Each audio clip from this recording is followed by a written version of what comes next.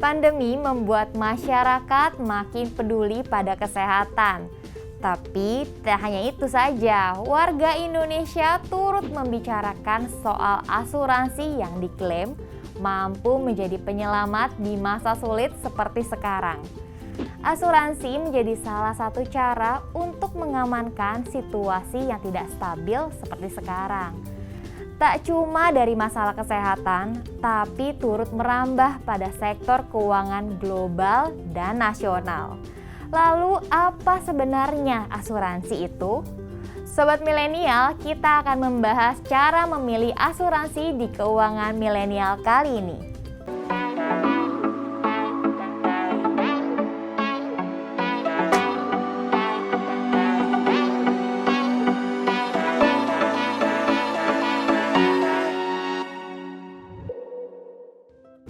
Apa itu asuransi?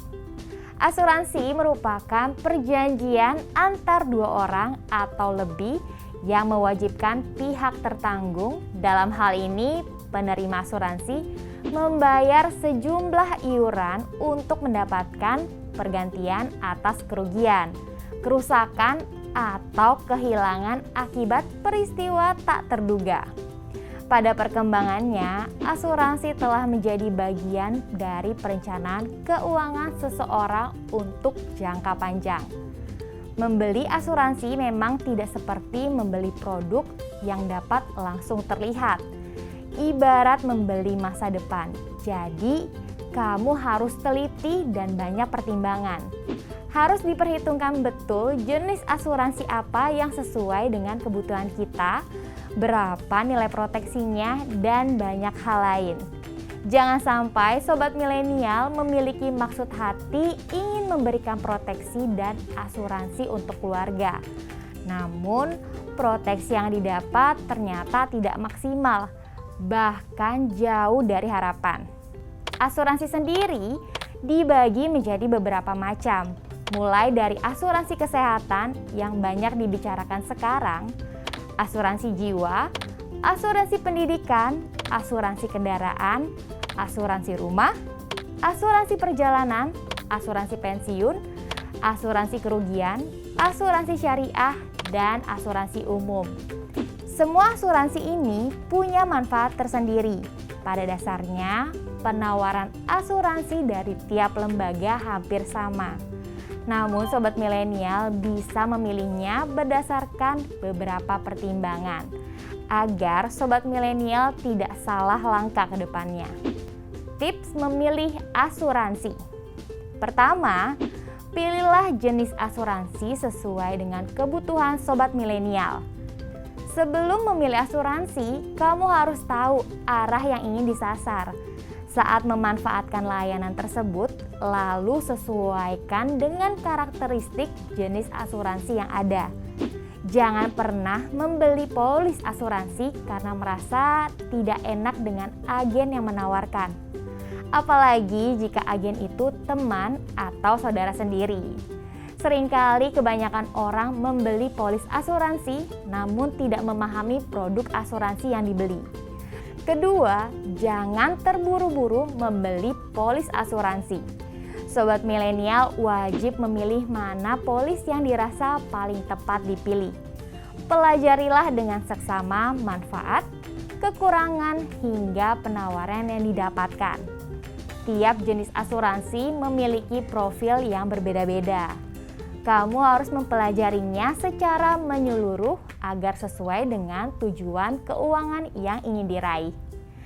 Ketiga, jika sobat milenial mendapatkan tawaran dari banyak agen, pilihlah agen yang paling berkualitas.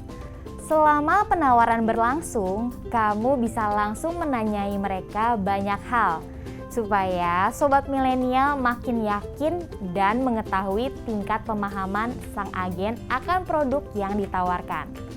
Pastikan juga sang agen memiliki sertifikat keagenan AAJI atau Asosiasi Asuransi Jiwa Indonesia, supaya kredibilitasnya bisa dipertanggungjawabkan. Besaran uang premi yang kamu bayarkan jadi tersalurkan dengan baik.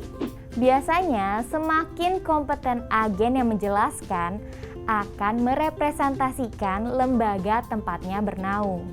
Walaupun tak semua seperti itu, tapi hal ini bisa dilakukan untuk memperkecil kerugian kamu. Kehadiran agen asuransi bisa menjadi bahan pertimbangan sobat milenial yang masih belum yakin untuk menikmati polis asuransi.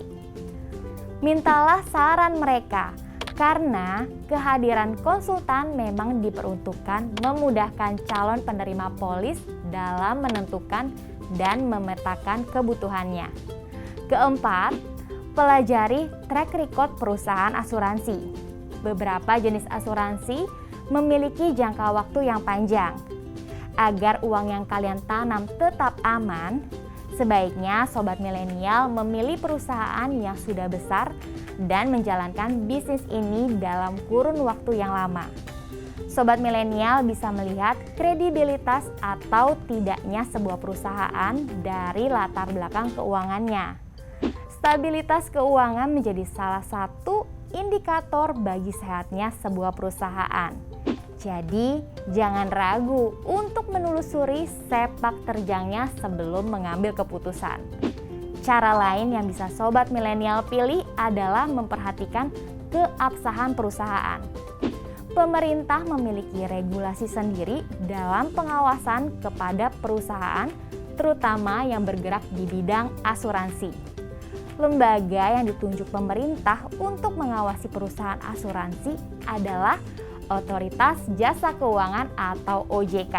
Jadi, pastikan perusahaan yang sobat milenial pilih ini telah terdaftar dan diawasi secara langsung oleh OJK.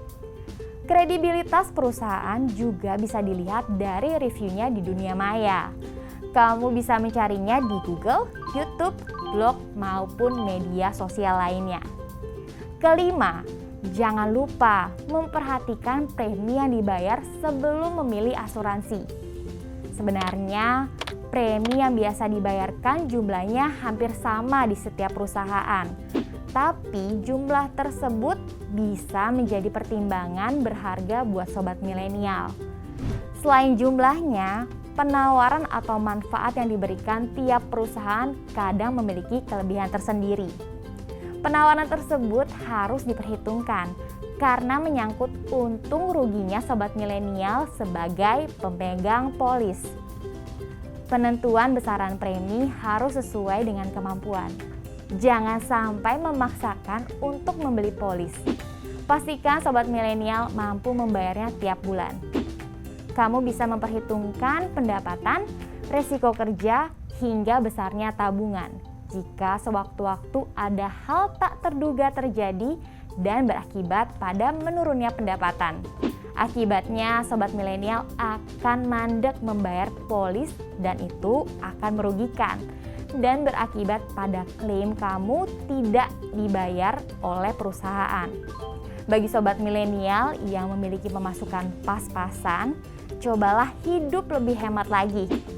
Pangkas beberapa pengeluaran tak perlu untuk melonggarkan keuangan, sehingga masih ada ruang untuk membeli polis yang paling dibutuhkan.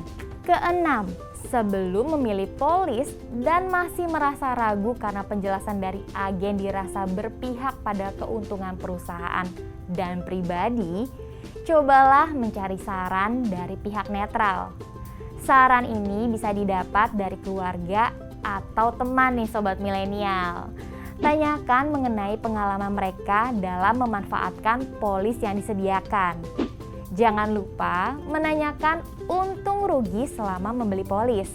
Ketujuh, setelah sobat milenial menentukan jenis asuransi dan perusahaan penyelenggaranya, sobat milenial wajib mengisi data dengan benar.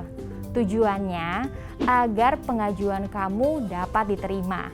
Jangan pernah menandatangani surat permintaan atau permohonan pertanggungjawaban ataupun surat permintaan asuransi jiwa dalam kondisi kosong, karena dikhawatirkan ada penyalahgunaan yang bisa dilakukan di masa depan oleh agen.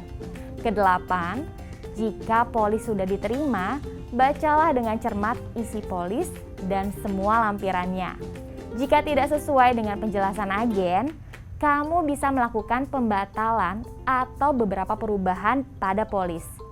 Jangan ragu melakukannya, sebab ini adalah tanggung jawab lembaga penyelenggara polis kepada pihak tertanggung. Selain itu, kamu bisa merasa lebih aman jika isi polis sesuai dengan penjelasan agen. Terakhir, Sobat Milenial bisa melakukan review polis yang sudah dijalankan selama 1 tahun. Cara ini dilakukan untuk menjaga kas keuangan Sobat Milenial selama ini. Cara ini bisa dijadikan acuan dalam berubahnya situasi keuangan Sobat Milenial sepanjang berjalannya waktu. Sebab status ekonomi dan pekerjaan kamu bisa saja berubah ke arah yang lebih baik atau buruk, tergantung bagaimana kemampuan Sobat Milenial dalam menjalaninya. Sobat Milenial, asuransi tidak bisa menghindarkan kita dari peristiwa buruk yang menimpa, tapi kehadirannya akan memberi rasa aman terutama dalam hal keuangan. Asuransi hadir sebagai upaya mengurangi dampak buruk yang terjadi baik skala kecil maupun besar. Upayakan untuk selalu membayar premi asuransi sesuai dengan tenggat waktu yang telah disepakati. Tujuannya agar Sobat Milenial bisa melakukan klaim jika musibah itu datang. Paling penting dari semua itu adalah yakinkan diri sendiri sebelum memilih jenis asuransi dan perusahaan terbaik.